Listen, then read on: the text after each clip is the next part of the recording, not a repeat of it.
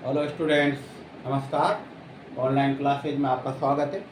और आज हमारा जो टॉपिक है एडिनल ग्रंथि है, इसके बारे में पहले भी हमने स्टडी की थी और आज इसके बारे में कुछ विचित्र जानकारी है। तो ये देखिए, एडिनल ग्रंथि को 3F ग्रंथि भी कहते हैं। एडिनल ग्रंथि को क्या कहते हैं? 3F ग्रंथि।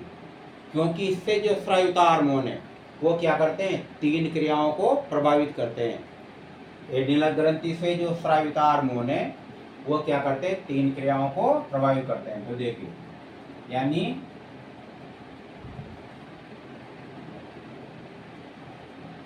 एड्रीनलिन हार्मोन निम्न 3 क्रियाओं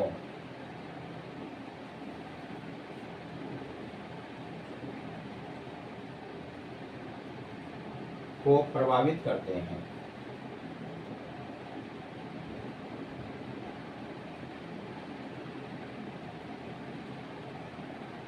तो जो 3 क्रियाएं होती है इनमें आगे का जो अक्षर होता है ना वो क्या आता है? एफ आता है।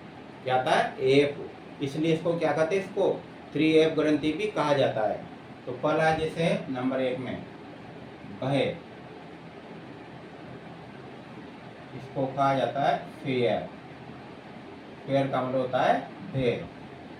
दूसरा होता है संघर्ष।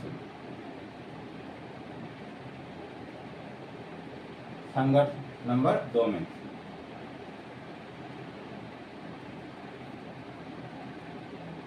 संघर्ष, इसको कहते हैं फाइट। तीसरा होता है पलायन।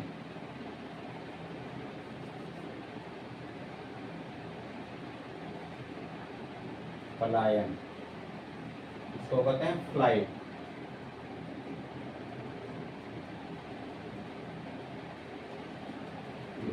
तो इस प्रकार से जो है एडिनल जो ग्रंथि है इसको 3F ग्रंथि इसलिए कहते हैं क्योंकि इससे जो स्रावित होता है ना एडिनलिन हार्मोन, ये 3 क्रियाओं को प्रभावित करता है। यानी भय उत्पन्न करता है, संघर्ष के लिए प्रेरित करता है और पलायन के लिए भी प्रेरित करता है। यानी जिसमें मैंने पहले भी आपको समझाया था, ये एक प्रकार से देखा जाए इस हार्मोन की मात्रा में अगर वृद्धि हो जाती है तो व्यक्ति में सोचने समझने की क्षमता क्या हो जाती है? क्षीण हो जाती है। और क्षीण होने के कारण वो क्या है? या तो अपराध कर देता है, अगर मात्रा कम है तो वहाँ से वो मतलब भाग भी सकता है। तो कहने का अर्थ है ये एक और इसमें ये लड़ो भागो की स्थिति उत्पन्न करता है। लड़ो भागो की स्थिति उत्पन्न करता है। तो ये एड्रेनलिन हार्मोन है। काफी कार्य एड्रेनलिन हार्मोन के हृदय की धड़कनों को बढ़ाता है, रक्त दाब बढ़ाता है, दूसरा शुगर की मात्रा को बढ़ाता है ना। तो कई क्रियाओं को प्रभावित करता है। ऑक्सीकरण जो है उपापचय क्रिया उसको बढ़ाता है। इस प्रकार से है ये। तो मेन हम जो पढ़ रहे हैं 3F ग्रंथि इसलिए कहते हैं क्योंकि ये जो ग्रंथि होती है ना इस ये 3 क्रियाओं को, तो इसमें पहले जो है ना एफ आ रहा है ये, इसलिए इसको क्या कहते हैं? 3F ग्रंथि कहते हैं। इस प्रकार से। और बाकी दूसरा चल रहा है एडिनल ग्रंथि को 4S ग्रंथि भी कहते हैं। एडिनल जो ग्रंथि है उसको 4S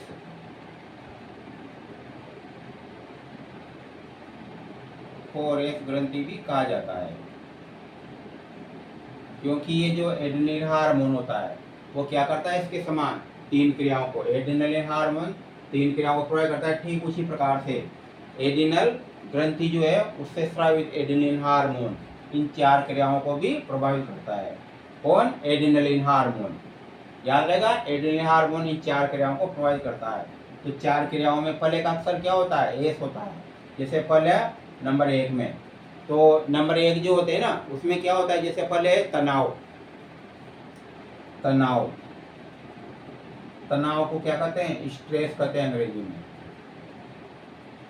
स्ट्रेस, ये तो पहले का अक्षर क्या आ रहा है इसमें, एस आ रहा है, इसलिए क्या कहते हैं इसको, तनाव। तनाव का मतलब होता है स्ट्रेस। इसको जो मानव को विपरीत परिस्थितियों में जो है ना सामर्थ्य बनाए रखने की जो क्रिया होती है, तो वह इसको क्या है संतुलित करता है, मतलब एक प्रकार से। दूसरा है शुगर, शर्करा, शुगर को भी नियंत्रित करता है, यानी तनाव को नियंत्रित करता है। एड्रेनलिन हार्मोन शुगर बोलते हैं इसको, इसकी मात्रा को भी क्या करता है, ये नियंत्रित करता है। दूसरा है, तीसरा लवण, लवणों के संतुलन को बनाए रखता है। तो लवण का मतलब होता है साल्ट। और चौथा होता है लैंगिक विकास। 2 3 4 लैंगिक विकास, सेक्स डेवलपमेंट बोलते हैं इसको। इसमें पहले का जो अक्षर आता है ना सेक्स, ये तो अब देख इसमें 4 एस आ रहे हैं पहले से ही। नंबर 1 2 3 और 4, तो 4 एस आ रहे हैं, इसलिए क्या कहते हैं इसको 4 एस ग्रंथि भी कहते हैं। तो याद रखिए, एड्रीनल ग्रंथि से स्रावित जो एड्रीनल हार्मोन होता है वह हमारे शरीर में निम्न क्रियाओं को क्या करता है, नियंत्रित करता है। तनाव को नियंत्रित करता है। दूसरा, शर्करा की मात्रा को नियंत्रित करता है। तीसरा, लवणों की यानी जल संतुलन और लवणों की मात्रा को क्या करता है, संतुलित करता है। और लैंगिक विकास यानी सेक्स डेवलपमेंट, लैंगिक विकास को भी क्या करता है, ये नियंत्रित करता है। इस प्रकार से इसके नाम है। अब हम आगे स्टडी कर रहे हैं एड्रीनल ग्रंथि से जो स्रावित हार्मोन है उनका क्या प्रभाव होता है, यानी अगर उन हार्मोन की मात्रा में कमी या अधिकता हो जाती है तो क्या होता है शरीर में।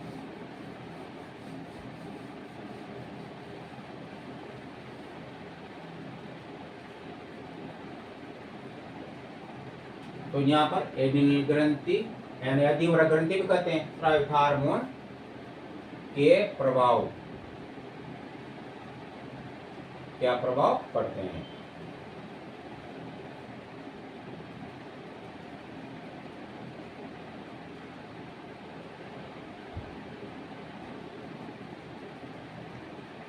तो इससे जो स्रावित होते हैं हार्मोन, तो 2 प्रकार से प्रभावित करते हैं वो क्रियाओं को।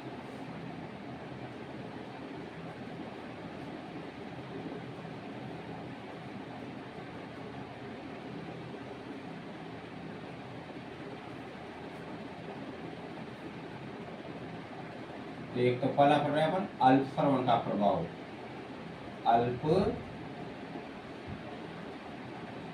श्रवण का प्रभाव, यानी इस ग्रंथि से जो स्रावित होने वाले हार्मोन उनका अगर अल्प श्रवण होगा तो क्या होगा। दूसरा है अतिश्रवण,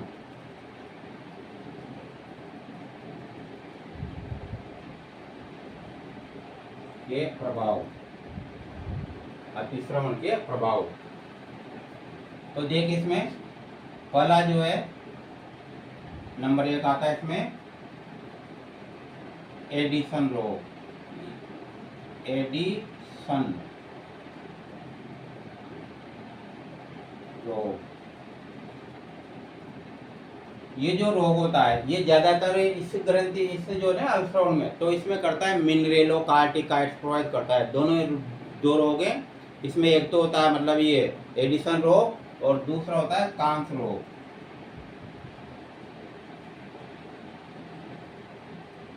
कांस रोग किससे प्रभावित होते हैं, मिनरेलो कार्टिकाइड से।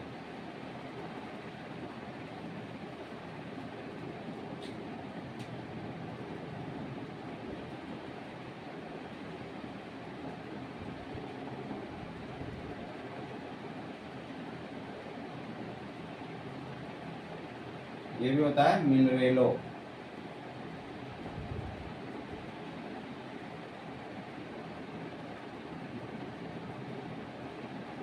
कार्टिकाइड। जबकि इससे जो है 4 प्रभाव उत्पन्न होते हैं, यानी 4 रोग उत्पन्न होते हैं इससे। अतिश्रवण जो होता है ना, उसकी में 4 रोग। पहला है कुशिंग रोग।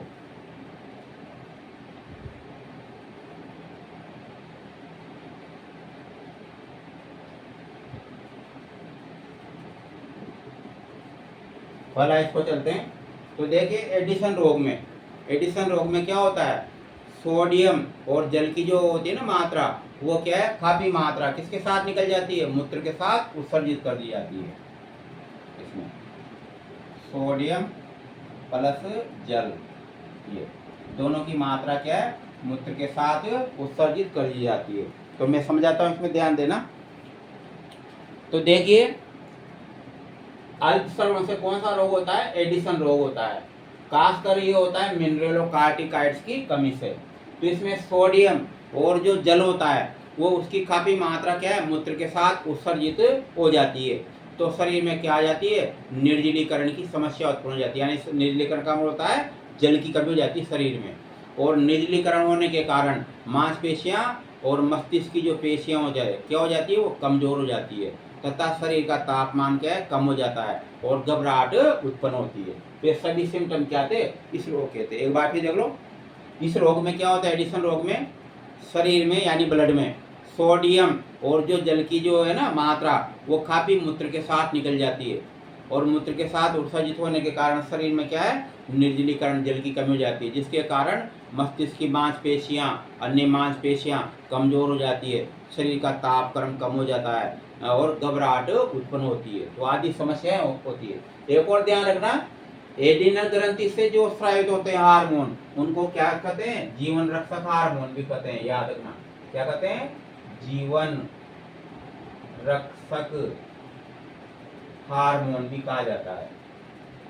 एडिनल ग्रंथि से जो स्रावित होते हैं हार्मोन, उनको क्या कहा जाता है, जीवन रक्षक हार्मोन भी कहा जाता है। अब चलते हैं कौन सा वाला, कांस रोग में। कांस रोग में क्या होता है, सोडियम और जो पोटेशियम होता है उसका संतुलन क्या हो जाता है, बिगड़ जाता है। सोडियम प्लस पोटेशियम, के का मतलब पोटेशियम, इसका मतलब सोडियम। तो इनका दोनों का क्या होता है, संतुलन बिगड़ जाता है। और संतुलन बिगड़ने के कारण क्या होती है, जो तंत्रिकाएं, आपको याद है पेशी संकुचन की क्रिया पर कौन नियंत्रित करती है, तंत्रिकाएं। तो तंत्रिकाओं में की क्या है, गड़बड़ी, तंत्रिकाएं जो है ना सुचारू रूप से कार्य नहीं कर पाती है और जिससे पेशियों में क्या है, जकड़न की समस्या उत्पन्न हो जाती है, यानी पेशियां अकड़ जाती है। तो कांस रोग में ऐसा होता है। इसके बाद बढ़ते हैं अपन कुशिंग रोग में। कुशिंग रोग में क्या होता है, इसमें जो फेट होता है ना, फेट का मतलब वसा, तो एक तो चेहरे पर और एक वक्ष भाग जो होता है ना, तो उस पर अनावश्यक रूप से फेट जमा हो जाता है। यानी क्या जमा हो जाता है, वसा जमा हो जाता है, जिसके कारण चेहरा गोल हो जाता है, लाल हो जाता है और ये वक्ष भाग है ना, उभरा हुआ साक नजर आता है, जैसे छाती फूल रही हो, मतलब है ना, हवा भरी हो, इस टाइप की ये कंडीशन उत्पन्न हो जाती है। किसमें, कुशिंग रोग में। और उसके बाद चलते हैं दूसरा, एड्रिनल विरिलिज्म कहते हैं इसको, एड्रिनल विरिलिज्म।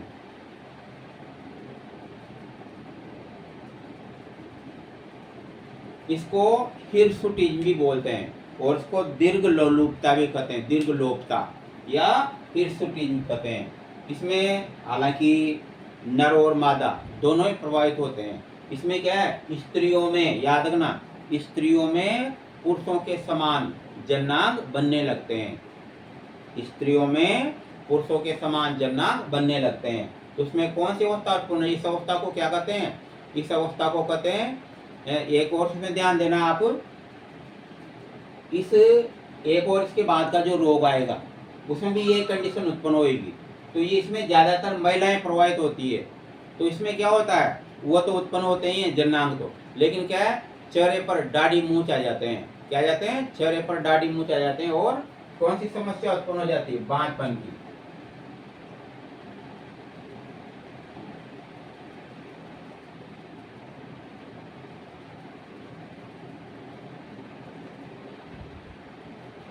चेहरे पर दाढ़ी मूंछ और बांझपन की समस्या उत्पन्न हो जाती है। एड्रिनल विरलिज्म में। ये है अति। अगर स्त्रियों में एड्रिनल हार्मोन की जो मात्रा होती है अगर उसमें वृद्धि हो जाती है तो वृद्धि होने के कारण स्त्रियों में चेहरे पर मतलब अनावश्यक बाल आ जाते हैं और चेहरे पर क्या आ जाते हैं, दाढ़ी मूंछ आ जाते हैं, बांझपन की समस्या उत्पन्न हो जाती है। ये थोड़ा सा आगे है ना, इसका गायनिकोमेस्टिक है, इसके बाद पढ़ेंगे, उसका मैंने इसमें बोल देता तो उसमें स्टडी करेंगे। वो बोला था ना मैंने, जैसे गायन ये मतलब स्त्रियों में पुरुषों के समान जननांग बनने लगते हैं तो गायनिकोमेस्टिया में होते हैं। अंतर इसमें भी आता है लेकिन इतना डिफरेंस नहीं होता है। इसमें ज़्यादातर सिम्टम्स जो उत्पन्न होते हैं वो स्त्रियों के होते हैं, चेहरे पर दाढ़ी मूंछ, पुरुषों के समान आए मतलब ये लक्षण, है बांझपन की समस्या उत्पन्न हो जाती है। एक और है, आवाज़ भारी हो जाती है, पुरुषों के समान आवाज़ भारी हो जाती है। और उसके बाद तीसरा जो रोग फट रहे वो है गायनिकोमेस्टिया।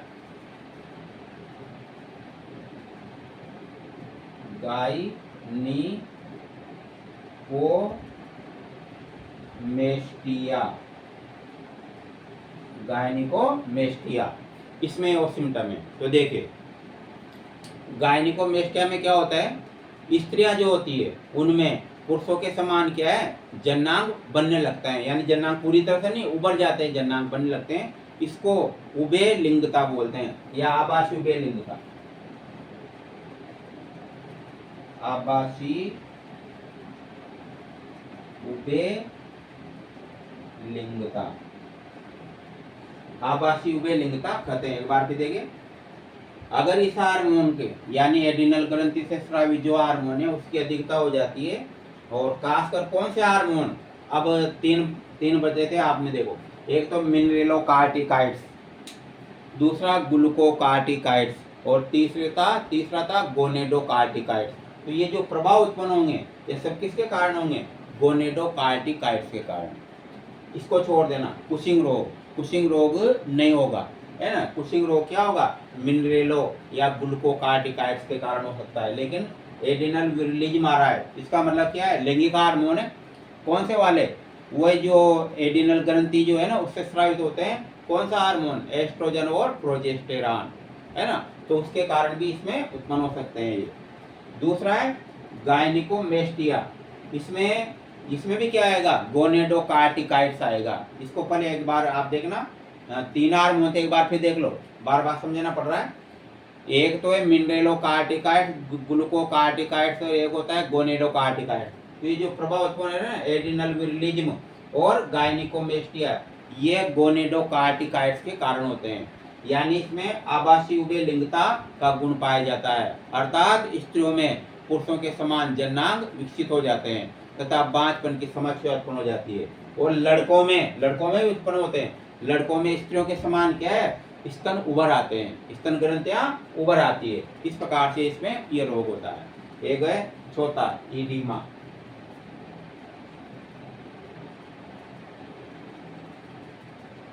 ईडिमा रोग, ईडिमा जो रोग होता है इसमें क्या होता है, ये इसमें जो सोडियम होता है और जो जल होता है उसकी मात्रा में क्या है, वृद्धि हो जाती है। यानी रक्त में सोडियम और जल की मात्रा में वृद्धि हो जाती है। वृद्धि होने के कारण क्या हो जाएगा, बीपी बढ़ जाएगा, और बीपी बढ़ने के साथ साथ ही क्या होगा, शरीर में और दूसरे प्रभाव उत्पन्न होंगे। शरीर जगह जगह से फूल जाता है, शरीर जगह जगह से क्या आ जाता है, फूल जाता है।